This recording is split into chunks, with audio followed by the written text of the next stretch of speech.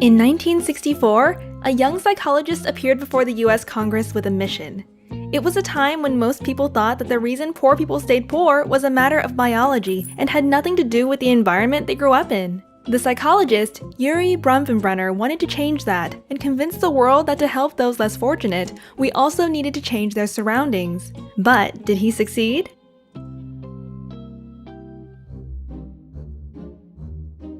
Bronfenbrenner's ecological system theory conceives that a child is influenced by 5 ecological forces. First comes the microsystem of family and friends that affect the child directly. Second are the forces of the connections between the people around the child, parents with teachers and teachers with peers. Then there are links between social settings that do not directly involve the child, such as the father with his boss, the peers with their parents, and the teacher with the principal. Next is the overarching culture, religion, and social norms that influences all others. And lastly, there is time, which changes everything over the course of one's life. Children are born into a microsystem that influences the child's experiences directly. Children from unfortunate backgrounds are more likely to experience problematic family structures, even if it's simply for the fact that parenting is more difficult if you are poor. They also encounter more negative situations at school or bad influences through friends. Consequently, a child that grows up in a negative microsystem will find it hard to succeed. The mesosystem represents the interconnections between the elements that surround the child. For example, the relationship between the father and the school teachers. If the father doesn't get along with a teacher, the child might suffer.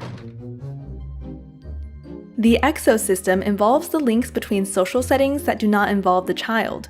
For example, a child's experience at home can be influenced by their parents' experiences at work. If the mother loses her job, there might be more arguments with the father, resulting in changes in their interaction with the child. The macrosystem describes the overarching culture that influences all other systems, such as a child's geographic location and ethnicity. Intelligent people who happen to live in bad places are more likely to move to better ones, but that also means that they are more likely to be strangers in a richer society. So, regardless of the child's biological potential or upbringing, on a macro level, he or she may still be at a disadvantage. The chronosystem refers to changes in the child and the environment over time. As the child grows up, the parents may stop loving each other and divorce, which can be traumatic for an 8-year-old boy. 5 years later, he may have come to terms with how things turned out. But when the boy turns 16, his mom's new boyfriend moves into their tiny apartment, and things get difficult again. Bronfenbrenner, who was influenced by Lev Vygotsky and Kurt Lewin, convinced the US Congress that a child's prospect is not genetically predestined, but is the result of the larger environment they happen to be placed in. Children who grow up in unfortunate social structures, therefore, need a form of support that not only reaches their families, but also elements of their community. Bronfenbrenner's theory helped form the Head Start program in 1965, a government program that has served more than 35 million poor children since.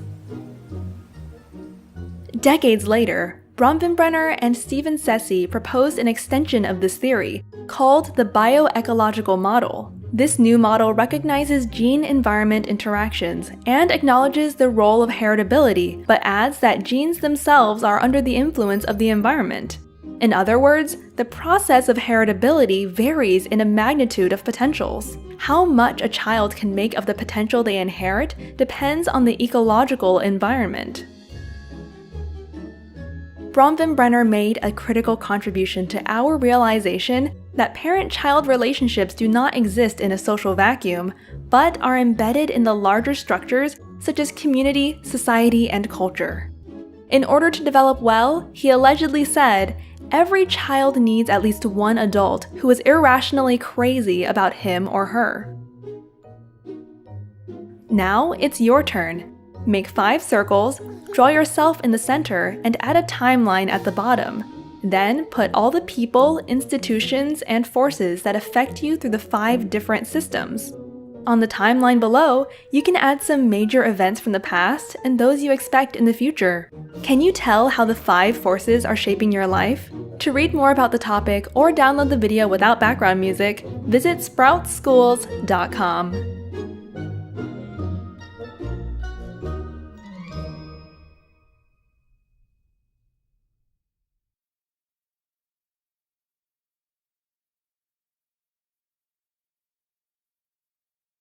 This and all other Sprouts videos are licensed under Creative Commons. That means teachers from all around the world can use them in classrooms, online courses, or to start projects. And today, thousands already do.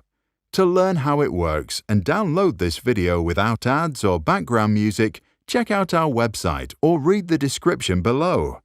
If you want to support our mission and help change education, visit our Patreon. That's patreon.com/sprouts.